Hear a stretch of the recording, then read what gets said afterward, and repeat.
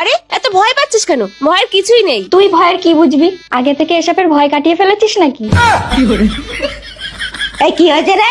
কি আর হবে, তোমার নাতনি সোহাগ রাতে ভূতের ভয় পাচ্ছি। ও বুঝেছি, তাহলে তুই যা, আমি দেখছি। এই রে, ফুলসজ্জা যেখানে থেমে যাবে সেখানে একটু জোর করে কথা বল। তারপরে কি করতে হবে আমি বাইরে থেকে সব বলে দিব। এই যা, এখন যা। নাচ জামাই ভিতরে আছে, কি বলবে তার ঠিক নেই। আরে প্রিয়তমা, তোমার আসতে এত দেরি হলো কেন? আমার কখন থেকে চুলকাচ্ছে। আরে আরে খারাপ ভেবো না, ভেতরে এত মশা, এত পরিমাণ কামড়েছে, সারা গা চুলকাচ্ছে। ঠিক আছে, দরজাটা লাগিয়ে আমি মশারিটা টানিয়ে দিচ্ছি। ওরে বাবা রে, মাথাটা গেল রে। ও, আসল জিনিসটাই তো চলে গেছে।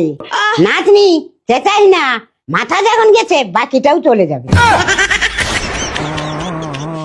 আরে ওটা আমার ঠাকুমা।